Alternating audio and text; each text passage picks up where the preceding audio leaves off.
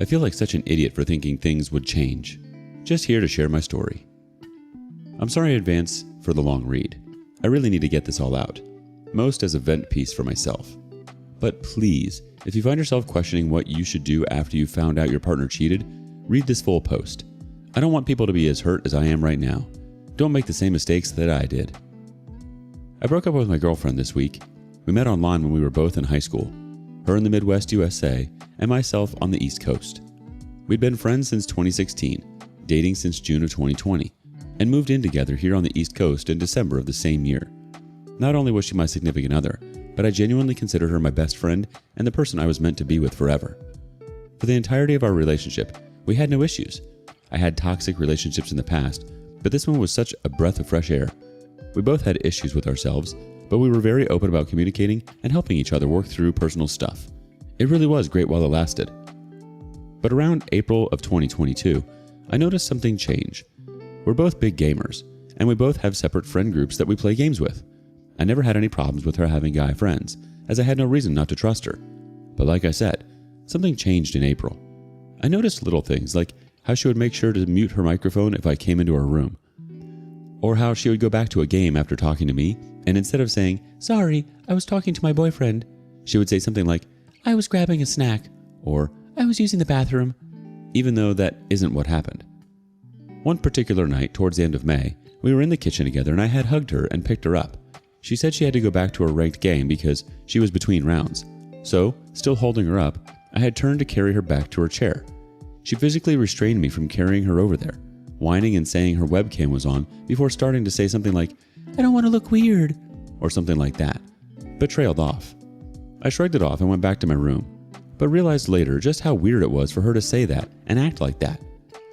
A couple of weeks later, I went to use the bathroom and her phone just so happened to be on the sink, screen on, texts open to a name I didn't recognize. We'll call him Brian. I locked the door, sat down, and took a better look at the text history. There was plenty of nasty talk in there, talking about all sorts of sexual fantasies, as he seemed to not live anywhere nearby. What's even worse for me is that they communicated as if they were a couple, with her calling him baby and lover boy, and all kinds of other pet names. I knew I had to immediately talk to her about this, so I did. I sat her down and asked if she'd been talking to someone else, which she immediately declined. I then told her that she left her phone in the bathroom, and I saw all of her texts with Brian. She broke down right then and there, admitted and apologized heavily, saying she'll stop talking to him, claiming that she loves me, not him, that their relationship means nothing. I basically said that I needed a little break to think stuff over, but we ultimately ended up staying together. She talked about starting therapy to talk to someone about her issues, and based off of where our conversation ended that day, I felt she was genuinely sorry and would work to fix this for us. That is where I effed up for the first time. Fast forward to a month later. I had woken up extra early for work and noticed again that her phone was on next to her as she slept. I took it and saw that she had some strangely lovey texts with her female friend, who we will call Lisa. Not inherently weird as I hear her talk about Lisa a lot. But it wasn't Lisa. I had made a mental note of Brian's phone number when I saw the text the previous month, and Lisa's number matched up exactly. My girlfriend had changed Brian's contact name to someone she knew I wouldn't question that she was texting. And lo and behold, the two of them were still talking as if they were in a serious relationship. "Miss you, babe. I love you. Good night. I can't wait for you to meet my family." She even mentioned not being able to FaceTime because her roommates are home and they will be able to hear me. Just the two of us live together in the apartment. So she's lying to this guy too. He has no idea she's in a relationship. I waited until we were both home from work that day to bring it up. I didn't explicitly say that I saw her texts, but it was heavily implied. I asked her if she was still talking to Brian, and she said yes. She said it's been hard finding the time to tell him, and she said she would do it right away. I told her that as long as she held herself accountable, i.e. tell Brian the truth, talk to her family about what's been going on, and actually look to start therapy, then this is something that can maybe be worked through. That, of course, was my second major mistake. Immediately after this conversation, she went out to sit in her car to talk to Brian about how she's in a relationship and can't be talking to him anymore. She then called her sister, spoke to her about the situation, and then called both her mom and dad to attempt to fill them in as well, though neither parent picked up. She said she would try again the next day, but never ended up calling either of them about it to my knowledge. At the time, I thought that since she'd allegedly cut off Brian and spoken to her sister, she's at least making an effort. I tried to put the situation behind us and focus on the future, as our apartment lease was due to end within a few weeks, and we had to figure out what our next plan of action was as far as our living situation. Here's where I made my biggest mistake. My parents, knowing that we were in a rough place financially, offered us to come stay with them for a few months so we can save some money. We took them up on the offer and moved in at the very beginning of September. Since our last conversation and into September, our relationship seemed to be doing really well again. She seemed to be more honest with me than ever, inviting me to come say hi to her friends on Discord while she was in a call and things like that. But of course, in the back of my mind, I had a feeling of distrust planted that wouldn't go away.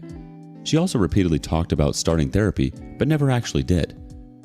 One night in the middle of September, her and I were home alone at the time, and she told me she had to call her mom, which was weird to me as they don't talk very often.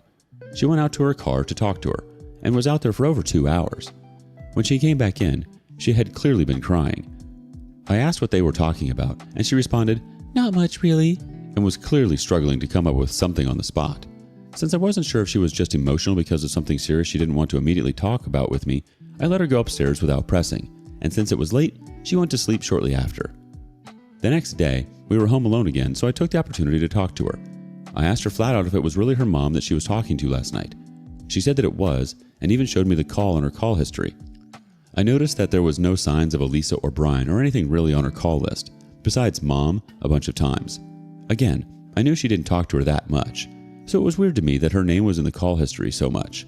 At this point though, I'd been so paranoid about every little thing that I brushed it off as just that, me being paranoid. I didn't press about it. Well, I should have. The final part of this story just recently happened. She was at work and I was playing with one of my cats. I wanted to try one of those interactive apps that cats play with on the iPad. It's got fish or mice or whatever on it for them to swat at. Not super important. Point is, I knew she had an iPad I could use. I don't regularly use iPads, and I noticed once I got hers that it had iMessage on it, the same iMessage that is linked to her phone. I opened it and saw texts from Mom that were actually just Brian's phone number, again. The texts were honestly very sad to read. Turns out that she never actually told him the truth.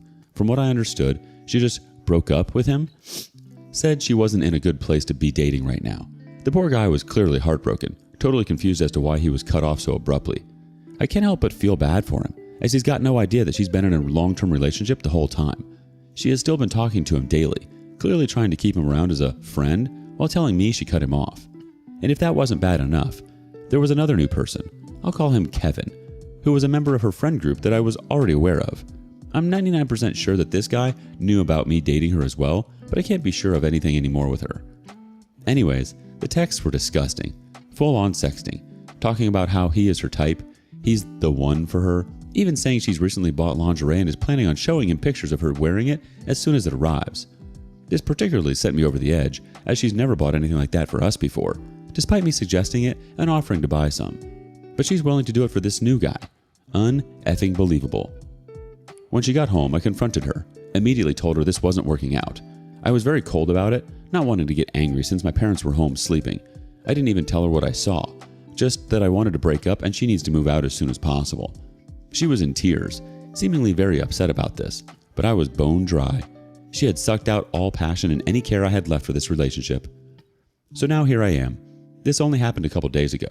She lives in my house, 1,000 miles away from her hometown, unable to immediately move out because of not having enough money for another cross-country move. In addition to this, my family thinks she's great, and although I have told them we broke up, they don't know the whole story. If they did, it would make for an extremely awkward and uncomfortable living situation until she moves. To me, it makes more sense to just have her move as soon as possible and fill them in after she's gone. Her current plan is to be out before December. And all of this could have been avoided if I wasn't a freaking idiot by believing that she could change. To the people in a similar situation, don't do what I did. Your partner cheated once and they will cheat again. Maybe not today, maybe not tomorrow, maybe not this week, month, year, whatever. They will cheat again. And to everyone else, thank you for reading. Again, this is mainly a vent for me, but please, if you have any input or suggestions, anything at all, let me know. Having more people talk to right now would be great, especially people with similar experiences. Those people, chime in. Mrs. Jingles 0729 first. Tell your family. It will get her to move out faster when everyone knows she's in multiple online relationships, including one where she has him in her phone as Mom and is exchanging dirty texts and cybersex. Tell her your parents hope she isn't cybering in their home. She'll be out fast. Terser78 adds in, are y'all really going to let her stick around for 2.5 more months? Bad idea. She needs to move faster. Her money woes are on her. Get her out of there much faster. She can go stay with Brian. Tony Ann 1989 says, she doesn't deserve your kindness. Tell both families and send her butt home. She deserves the shaming, and her homelessness isn't your problem anymore. Tell her to call Brian. Honestly, OP, I would tell your parents what the situation was really about her and get her the hell out of there. She can find her own way. There's no way you'll be able to properly move on from this until she's out of the house. It's like you're a sucker for punishment. I feel like the conversation you had asked her to have with Brian in terms of breaking up should have happened in front of you. That would have been the only way to be sure. But again, why would you want to stick around with someone who was cheating on you? Not once, but twice. I feel like you should have followed up with therapy if you had actually cared. I think you may have been in a little bit of a denial and maybe just pushed the truth away. But why? Why do you think OP stuck around? Up next, cheating is never a mistake. It's a choice. A bad choice. I just found out this morning. My wife went out last night with her longtime friend. Her friend was only in town this weekend, so I knew they would be out late. She didn't get home until 4 a.m. and I didn't think anything of it. Well, she sat me down this morning and said that she made a mistake and slept with someone last night. She was apologetic.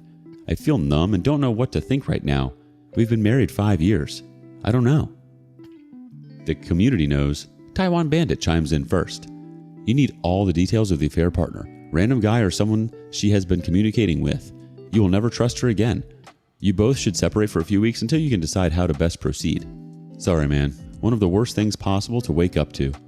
Brooke Trout 523 says, made a mistake. No, she made a conscious decision to do what she did. A mistake is buying whole milk when you meant to buy low fat. She has poor boundaries, poor self-control, and didn't respect you or care about you when she did it. Now, the question is, can you live with that? Apologies mean nothing, only actions. She's going to have to do a lot of heavy lifting to prove she is a safe partner going forward. Mr. Broda has a thought. Now her words are worthless. Never trust a cheater. Only actions matter at this point. She needs to write down everything. From now and from ever since knowing OP, if it could be considered betrayal. This includes access to every device and note. Then OP needs to decide if he sees a glimmer of hope. Afterwards, cut out and never repeat anything that leads to this point. This likely means that her friend has to go as he did enable this crap or did not prevent it. Beyond that, the wife of the cheater's partner needs to be contacted if there is one. Now look at therapy. First single one, later couples. At this point, we are at the starting point. If at any point along the way that disgusting cheater isn't 100% on board, throw that piece of trash out, because that trash will repeat their disgusting actions and cannot be trusted. Least March 7906 wanted to add, yeah, a mistake is forgetting an anniversary or birthday. A mistake is forgetting to take out the trash or leaving your clothes on the floor. A mistake is forgetting to say I love you when you meant to say it. A mistake is forgetting to do the laundry. A mistake is forgetting to ask you if you want tea or coffee. Sleeping with someone else is not a mistake. It's a decision. Endless Zenga has one thought. Losing 5 years of marriage is better than lifelong misery. If you stay with her, one thing is for sure. You will never trust her again. You will never trust her going out or when you are at work, when she's late from work, etc., etc. And you can't act as a marriage police either. Partners or spouses are meant to have your back, not stab you in the back while you're sleeping. My advice would be, start towards separation. Show her that her actions have consequences. Otherwise, it's bound to happen again in your life. Typical Agency 8984 adds on, first, the both of you need to be tested. Who was this person she slept with? She needs to be completely honest with you. Did she know the person? Was it someone random at the bar? Check her phone, email, social media message, Snapchat. Make sure to record her confession. Save all info. Talk to an attorney. It's good to know the laws where you live. You don't have to go through with divorce, but make sure you know what to do in case you need to go down that route. Also, don't tell her about divorce until you speak to the attorney. Once you have more info, you need to reflect on the relationship. If you want to try to reconcile, then you both need therapy. You need open phone policy. If it's someone she knew, then she needs to go no contact immediately. If the other person has a significant other, then they also need to know. Lastly, what role did this friend play?